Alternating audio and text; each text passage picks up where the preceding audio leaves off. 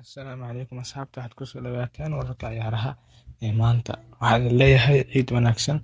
Wararkana waxaa ugu weyn Al Hilal oo dooneysa agaasimaha ciyaaraha Liverpool, sidoo kale UEFA oo baaritaan ka furtay kulankii cusriyiinta ee Vinicius Junior, Benfica iyo Real Madrid u dhexeeyay. Hadhowna saaxiibana subscribe saarto, like dhahdo, aadna share gareyso fiidyada.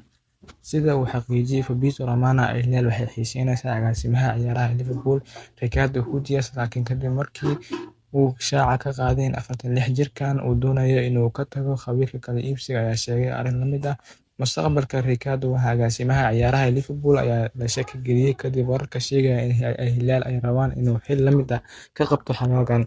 Waxaa xitaa jira warar buuq leh oo sheegaya in heshiis uu dhex maray Ricardo iyo Al Hilal, laakiin Team Talk ayaa fahamsan in arrintaasi aysan jirin. Warbaahinta khabiirka kala iibsiga ee Green Billy oo la wariyay 17 bishii Maarch 2026, wararka ayaa sheegaya in Ricardo uu wadahadalo kula jiro Pro League oo heshiis la gaaray, laakiin ilo ka tirsan kooxda ayaa sheegay in heshiis noocaas uusan jirin. Ricardo waxa uu si weyn loo tixgeliyaa in uu si wanaagsan u maareeyay xagaagii hore, isagoo jebiyay rikoorkii kooxda si uu u keenay ciyaartoyda sida Florian Wirtz iyo sidoo kale Alexander Isak. Waxaana fahamsanahay in FCG aysan buuxda ku taageeran yihiin Edwards iyo Hughes, isla markaana aysan wax shaki ah ka qabin in uu yahay midka ugu wanaagsan. Ilo ayaa tilmaamaya inaysan yaab noqon doonin haddii ay qof xiiseynaya Ricardo, balse waxay adkaanaysaa in wadahadalo uusan dhicin. Saxafiga Ben Jobias ayaa kadib qoray bartiisa Twitter-ka, Al Hilal waxay aqoonsadeen in Ricardo uu ka mid yahay musharaxiinta ugu muhiimsan ee noqon kara agaasimaha cusub. Ma aha markii ugu horeysay ee Ricardo liiska Al Hilal uu kusoo muuqdo, waxaana uu diiday dalabyo hore. Al Hilal waxay jeclaan lahayd in Ricardo uu xagaagan bilaabo. Si kastaba ha ahaatee, ilaa iyo hadda Ricardo ma uu sheegin in Liverpool inuu doonayo inuu ka tago. Ma jirto wax dalab ah oo ka yimid Al Hilal. Sida wax u jiraan sheegashada Ricardo uu horey heshiis ula galay Al Hilal wax aan sax ahayn ayuu ku tilmaamay.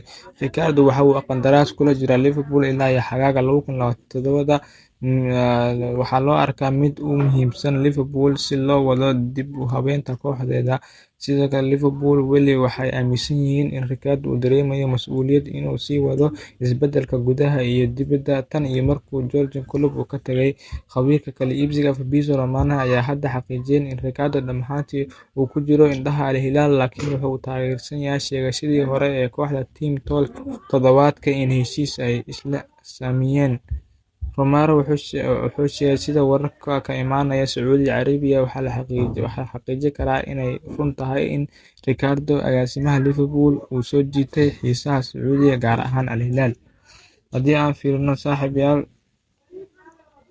xiddiga lagu magacaabo Vinicius Junior cusuriyaddii lagu sameeyay kulankii Benfica ayaa waxaa kasoo baxaya warar dheeraad ah. Wararka waxay sheegayaan in xiddigan lagu magacaabo Vinicius Junior arrintiisa baaritaano dheer lagu sameeyay kadib markii cunsuriyad uu kala kulmay xiddig ka tirsan Benfica.